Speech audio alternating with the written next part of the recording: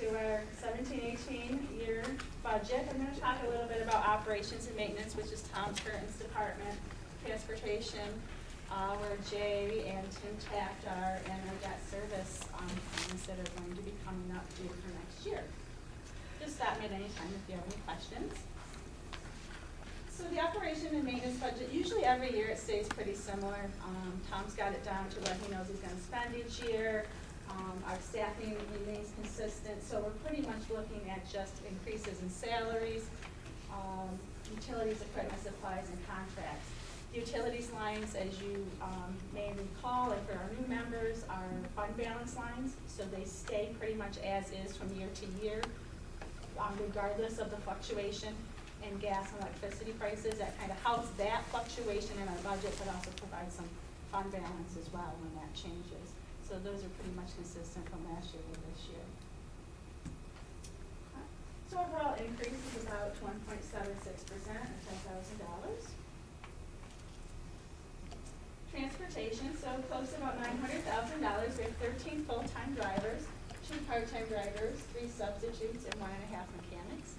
As you might recall, we have Bob Smith come in the morning and after his morning run to help Tim Taft out for about 4 hours a day. We have a fleet of 23 vehicles, including buses and sedans. Our DOT inspection rate is absolutely amazing at 99%, so kudos to the work that our mechanics do, and this is pretty consistent through the years, so we're very proud of that number.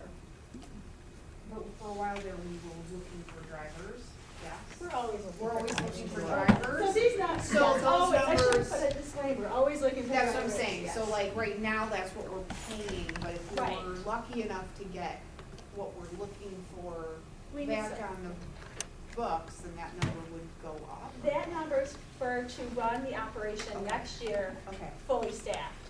oh, okay, all right, Okay. gotcha, okay. But we have that's helpful. constant transition, All right, okay. in and out of the Okay, facility. We do, I'm sorry. thanks to, okay.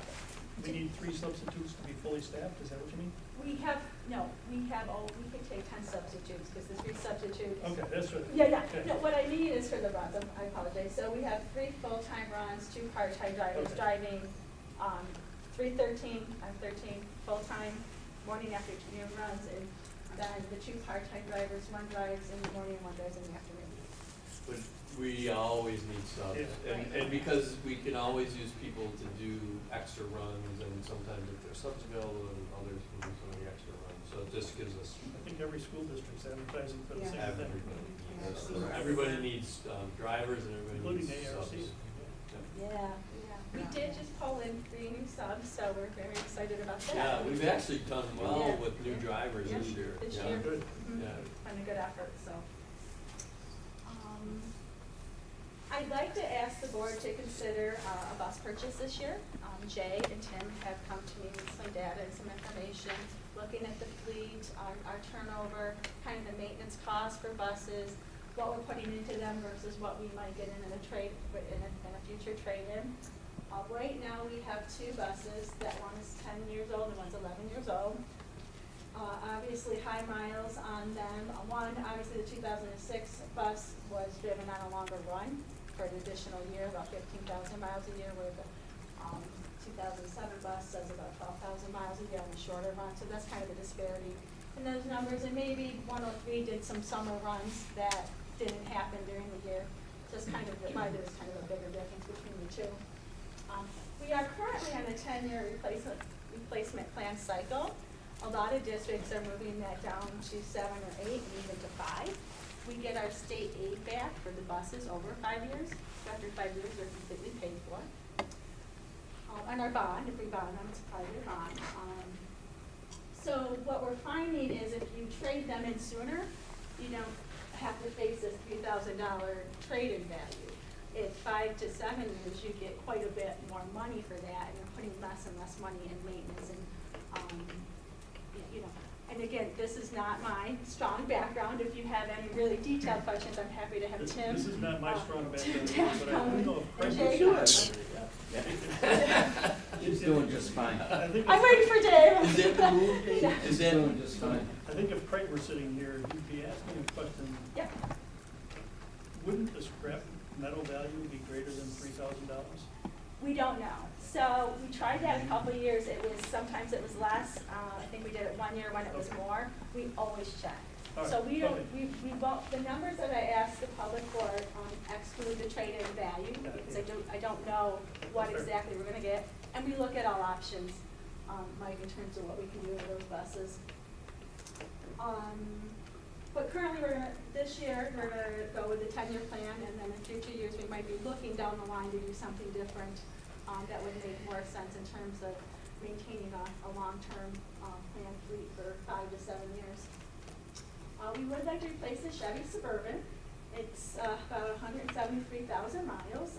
We don't have an exact cost, Jay's still working on that, a quote for, that piece, but we figure it's around $42,000. I'll get you an exact figure once I get that. So approximately $42,000 for a total proposition of $279,000. We do get transportation aid of about 61.7% back on that.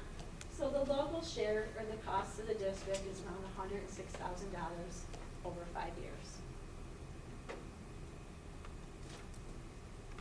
Any questions on that? The Suburban, Tracy, the Suburban has a daily run?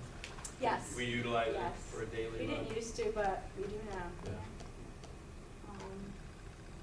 Not sure exactly where it's going this year, but, yep.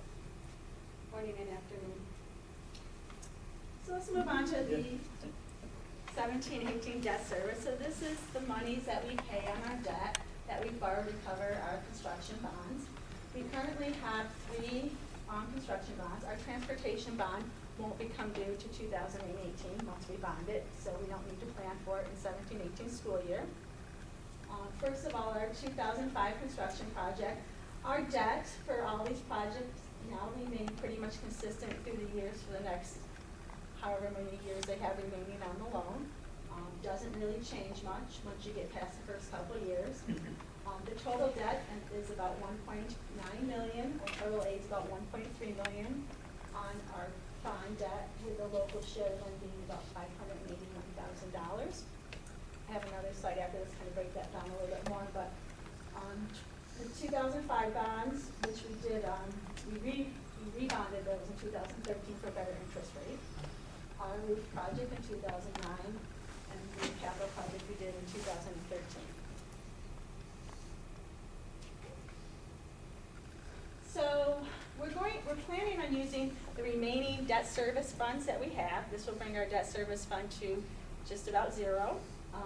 So we'll be using about $90,000 to offset that $581,000 that is the local share, to share that between the actual cost, the state aid, and the $90,000, and we'll bring this down to about $500,000 local share, which is about 26% of the total debt service cost, approximately about 4.9% of our tax levy.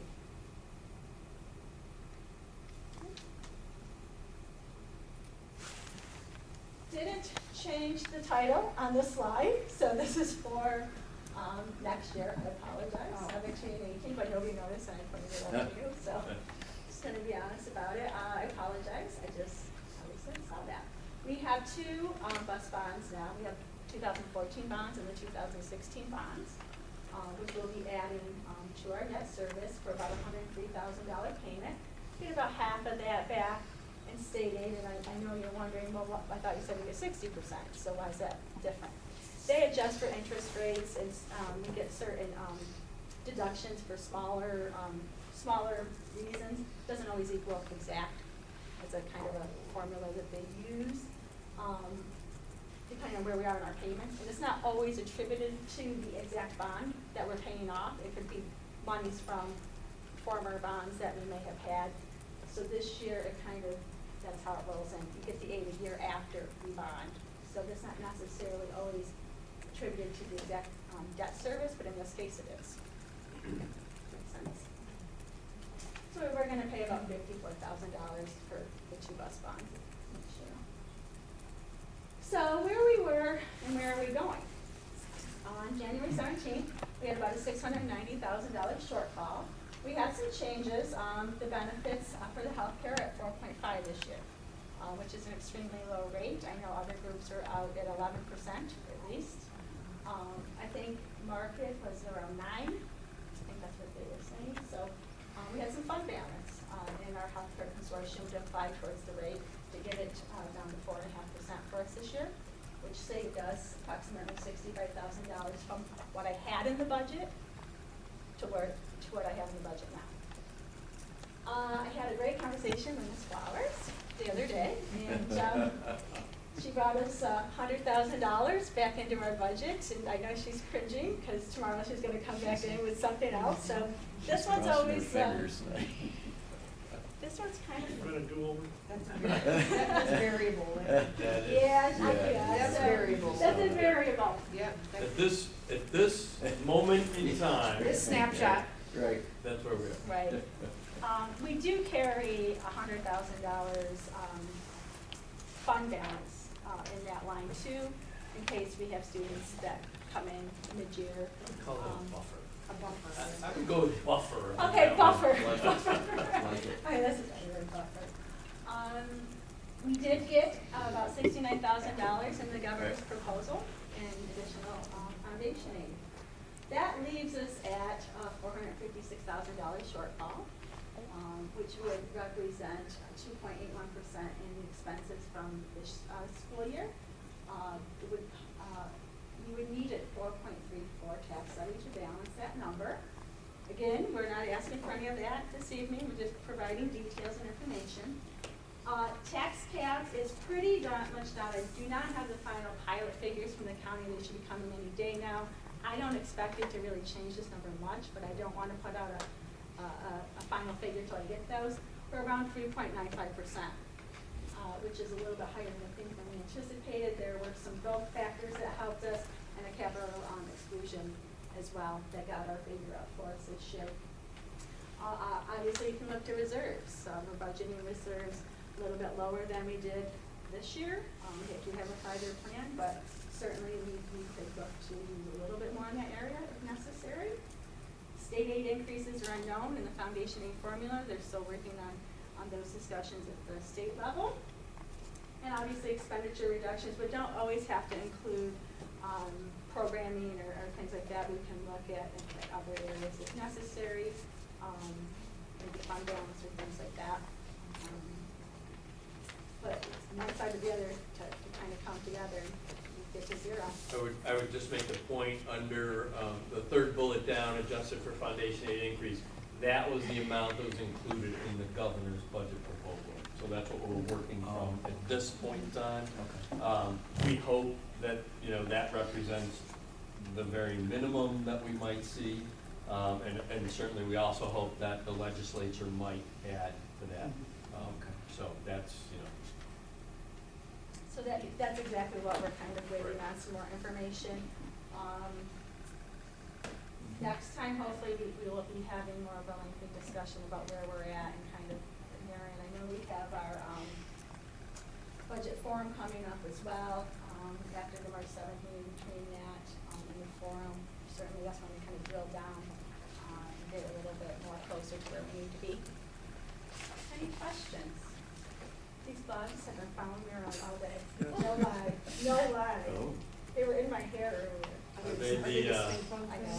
are they the stink bugs or are they the elder bugs? I don't know which one it is, black and Fox white. elder? Fox elder? You're all over my. I don't really like them